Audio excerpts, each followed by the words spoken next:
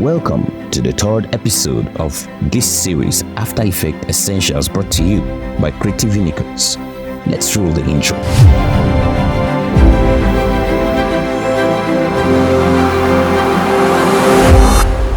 In this episode, I will be introducing you to animation in After Effects. And trust me, we can't cover it all in this video, but I'll try my best to go as far as possible. In fact, everything in motion graphics has to do with animation. This is going to be a really long video, but I urge you to stay tuned as every single segment is packed with lots of information. Now, without any further ado, let's dive into Adobe After Effects. So we are in Adobe After Effects and we have two videos here, two video files. We're going to create a new composition by simply clicking and dragging one of those videos. I'm picking V1 and dropping it on this create new composition icon here. And we have a composition. Basically what this does is to create a composition using all the settings of this video file. So this video file, let me select it. You can see this video file is 1920 by 1080. And if we click on this composition here, you can see it has the same attribute, 1920 by 1080. Another thing is the length of this video, which in this case is 5 seconds, is also the length of our composition, and a whole lot of other things. The frame per second here, you look at it here, we have 24 frames per second. The same thing here. If you come over here, we have 24 frames per second. So you just simply, by dragging a clip and dropping it here on this create a new composition icon here, you create a new composition with the whole settings of this footage. Let me click on create a new composition. So you see now here, you see our frame rate here is 29.97 frames per second, but this composition we created was 24. Because the footage is 24, you don't need to click here and make adjustment to this, turn this to 1080, 1920, and do all of those stuffs any longer. Like I said in this class, I'll be taking you across multiple ways to animate in Adobe After Effects. So first of all, I want us to see the properties of this video file here, of this layer. By clicking on the arrow button here, you see the transform properties, and you see them. These are the properties. We have the anchor point, position, scale, rotation, opacity.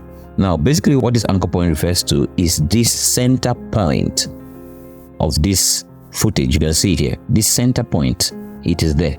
So that is the anchor point.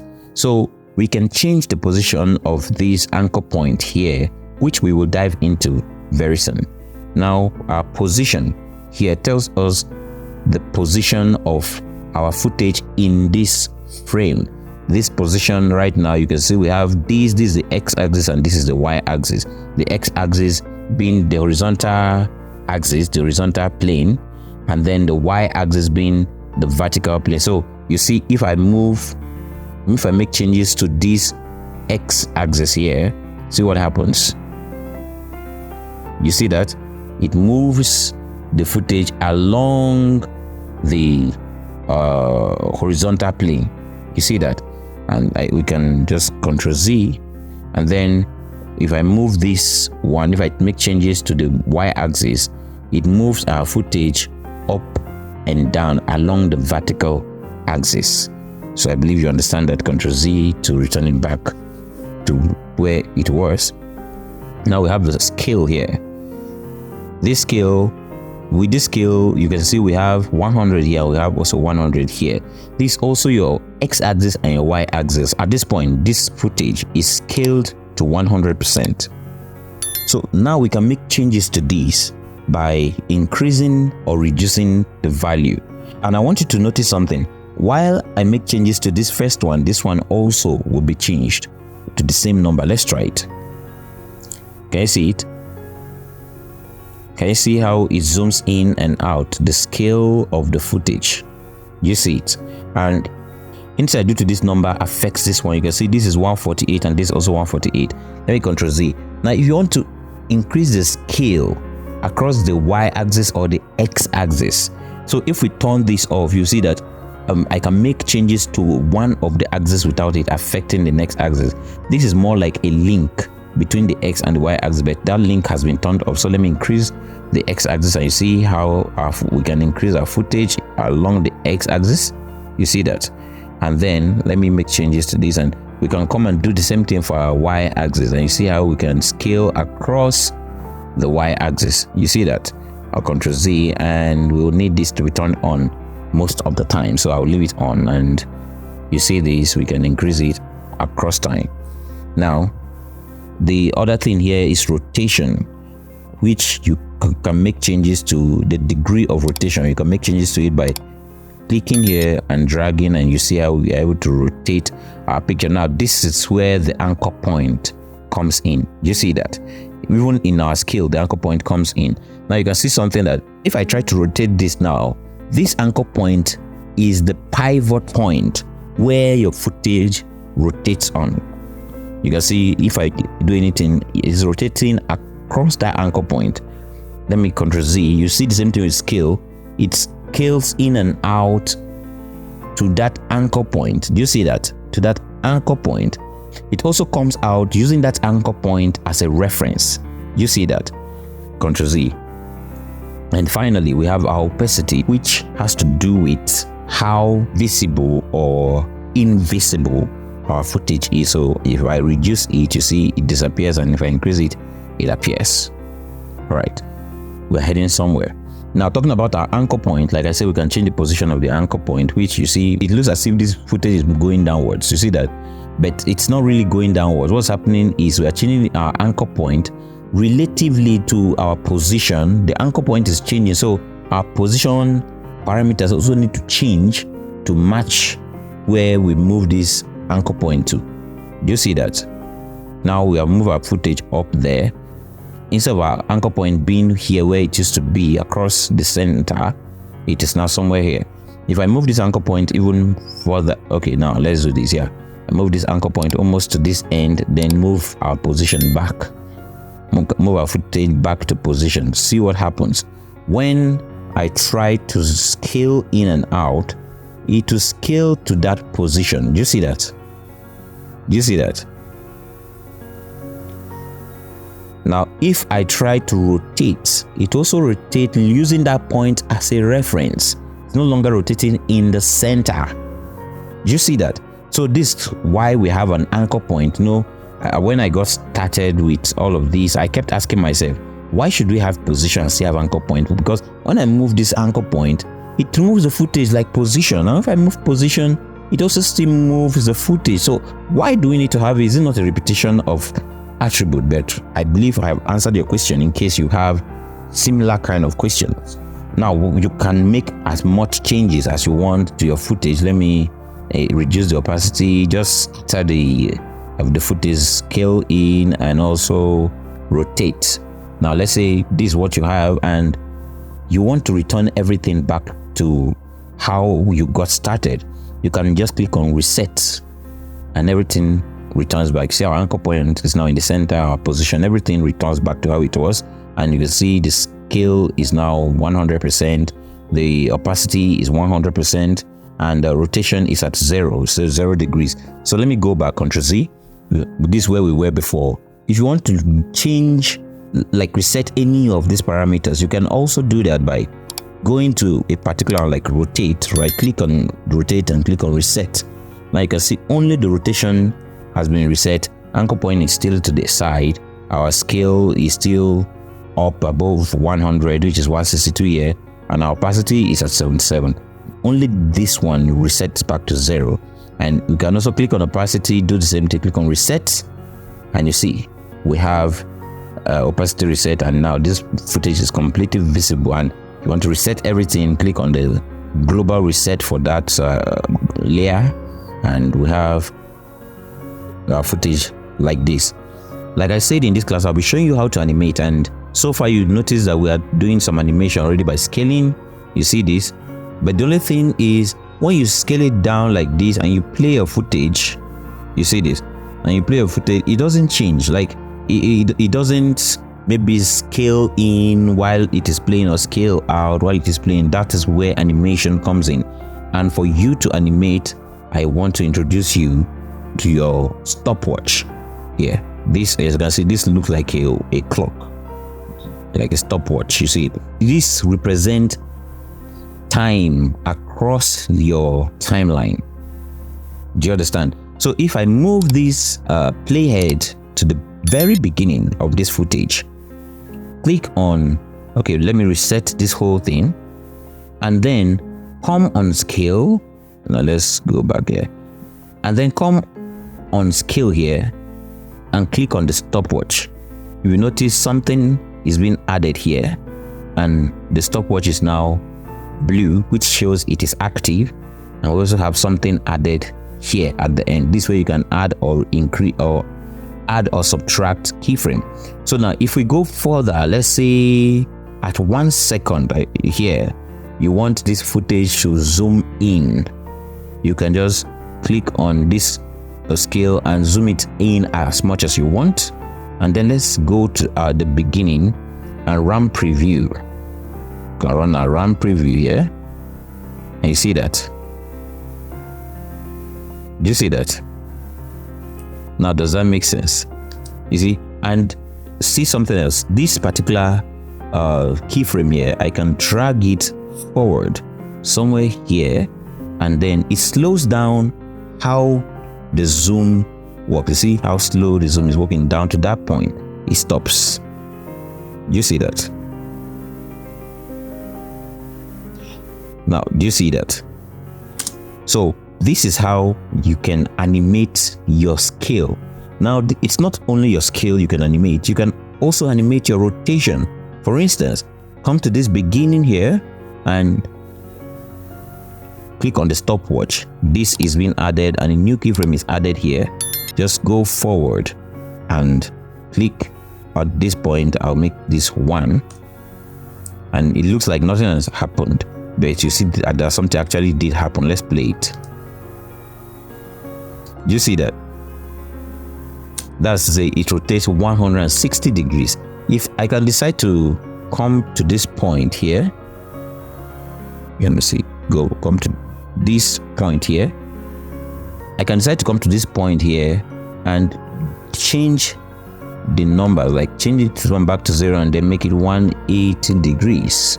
See, it rotates it and turn it upside down. So let's come this way. Just see what happened. Now you can come somewhere here and then make this 360 degrees. Now when I put 360, you see that 1 is here. Now that's to say it should rotate 360 degrees once. So now let's come from 0 to 180 to slowly 360. You see that? Now we are already animating this footage. Let's off this and then reset everything back to its original state. Go back to the beginning. Let's animate our position. Now we can, let's say, move your position, move this. All right, so you see we move this just out of frame. Click our stopwatch, come to like 2 seconds. You see that? And then reset this. That's bring it back to its original position by resetting. But if you notice, a keyframe is added here and there's another keyframe here. If you come to the beginning and play this footage now, you see how we bring it in. You see that? All right, now let's go ahead. You can add more things to this animation here. You can see an animation part here. You can see a straight line. That's to say this footage should move across time on a straight line from the anchor point. The anchor point was somewhere here and it should move until the anchor point comes here. Do you see that? Now if I move this thing, you notice that it is the anchor point that really moves. Can you see the anchor point? See the anchor point here. So across time, the anchor point moves until it hits that point. Do you see that? And the thing is, we can actually fade it in. So I will come to this beginning point here, set your opacity to 0, and then click on your stopwatch, go to 1 second, and then make this 100%, and then it's completely visible. See what happens here. Can you see that your footage fades in? You see that? We can also move this to 2 seconds so that the speed of our footage coming in and the speed of the opacity also is the same. So you can see this. Do you see that? And you can also reduce this, and let's see how this affects it. You see how it plays? It comes in fast but fades in slower across time. Now what happens is you're telling it across time, do this, and it does that. Now I'm going to remove the stopwatch on our opacity here, and I will add a little rotation. Let's see, from at the beginning point here, I want our rotation to be 90 degrees. Click on our stopwatch, then come to this point, and then return this back to 0 degrees, and let's preview it and see what happens. Do you see that? You see how our footage comes in? You're already animating this footage by making these changes on only the transform here. There are more things that can be done when it comes to animation, which brings us to motion blur. So you see, as this footage comes in, you see it is coming in normally, but we can add motion blur to this movement. You see it? So to add motion blur to it, let me leave this somewhere where the motion is still going on. Then you come here, there's something here like a bouncing ball. You see it? So come below it on this particular layer and click on this. You see, automatically the motion blur is turned on. In case yours doesn't work like this, there's another ball here. This is the global motion blur that affects every single layer, and then for a layer to accept this motion blur, you need to turn on the motion blur for that layer. So if I turn this global one off, nothing happens. Even if you turn it on for a particular layer, nothing really happens. Okay. Oh, for this version of After Effects, maybe when you turn this on, automatically your global motion blur is turned on. If I put it off, it turns off. Turn it on, it turns on. But if you off the global one, maybe mistakenly or somehow, or you are using an older version that this doesn't comes on automatically, all you just need to do is come toggle it on, and you see this motion. Like you can see, it's a kind of circular motion. That's because our footage rotated into its normal state. So if we go to the beginning and play this now, you see there is a motion blur. It's no longer a sharp footage coming in, and the faster the motion, let me take it this way. Now the faster the motion, the more blurry the footage. Do you see this? See how blurry it is now? If I move this towards the end and we play and we see, you can see it's as if there's no motion blur because the motion is very slow. There is motion blur. That's why you can notice that it is kind of blurry, but not really noticeable. If I bring this very close somewhere here and we check the same thing, you can see how blurry the footage is. So let me play this now. You see it? So that's what motion blur does, and it makes our footage comes in more smoothly.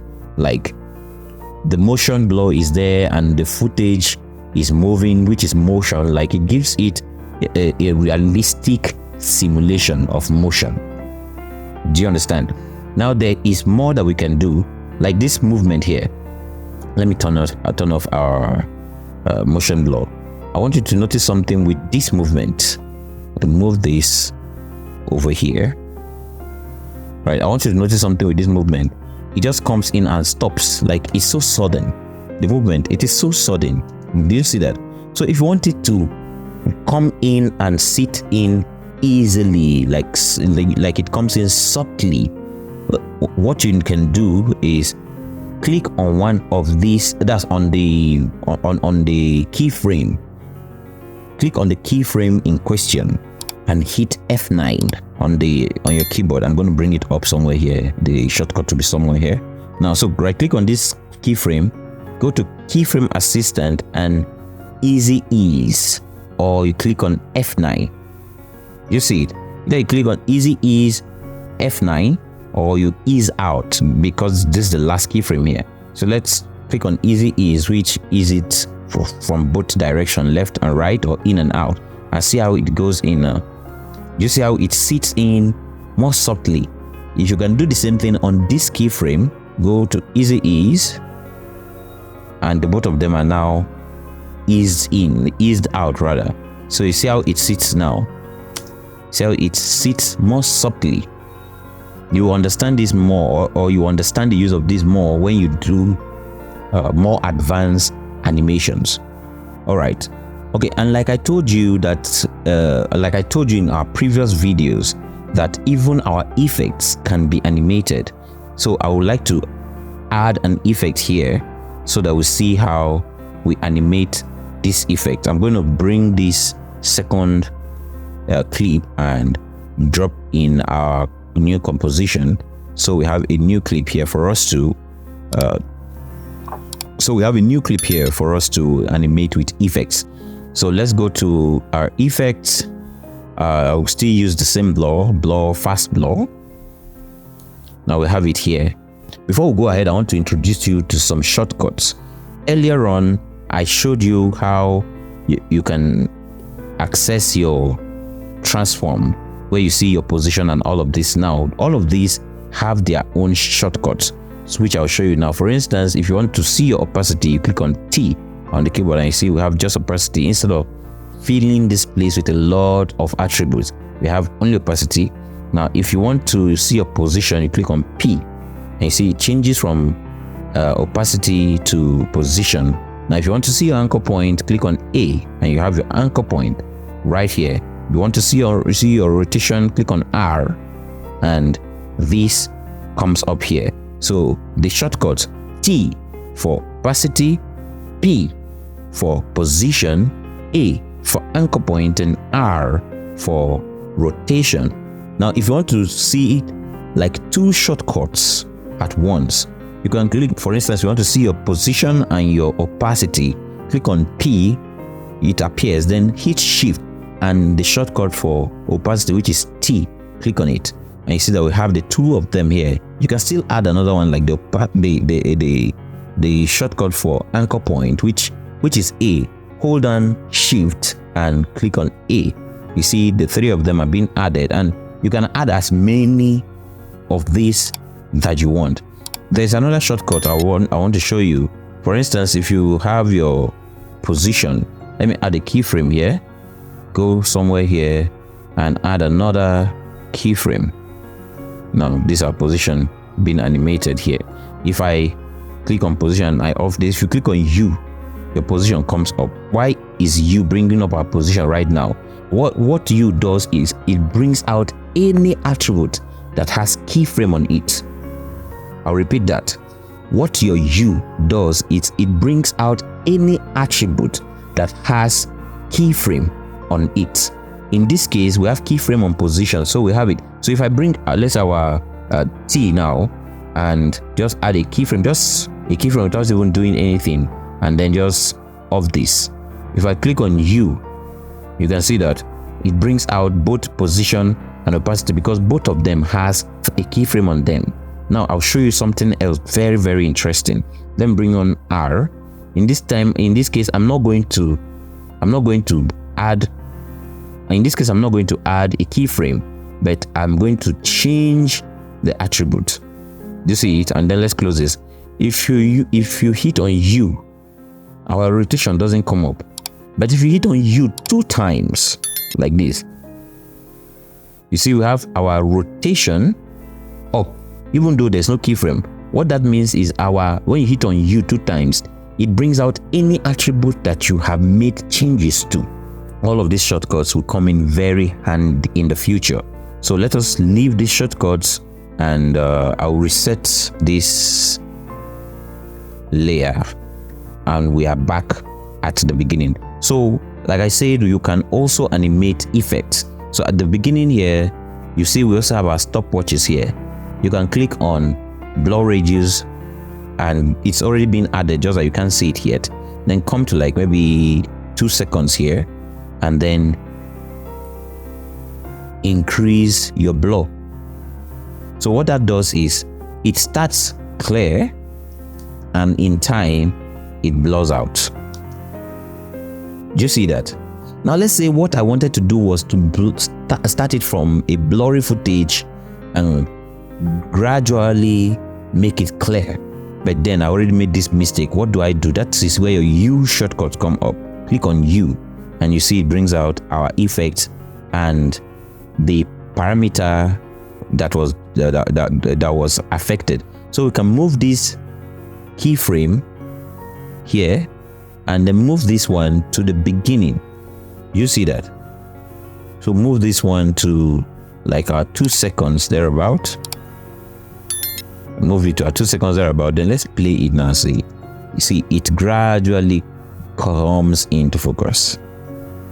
You see that? Now same thing can be done. You know, I kind of love this so much. Now you can combine this with your opacity. Let's make it fade into. So at this point, at 100, at this point at 2 seconds, we want it to be clear, and then at, oh no, let's go below 2 seconds, somewhere in between, like 1 second. We want it to be clear, and then at the beginning we want to completely make it disappear. So if I play this now, you can see it fades in and also blurs out. Do you notice that? Can you see how subtle this is? And like I taught you before, you can just, if you want to see everything that has keyframe, just click on U on your keyboard, and we have the both of them, our blur radius and our opacity. Do you see that? Now let's say we play this video, and somewhere at this point we want to just maybe give it something strong. Like we can use our scale. At that point, click on your stopwatch, just move forward a little, and we can scale this thing up like this, like we have scaled this up to the last point that it can be scaled. Then trim this footage to that point too, like we want it to disappear at that point. You see that? So now what happens? Watch what happens. You see that? Now I can make this faster by dragging them very close to each other and see what happens. All right, so you see it. If we can preview it again, and you see how, you see what just happens there.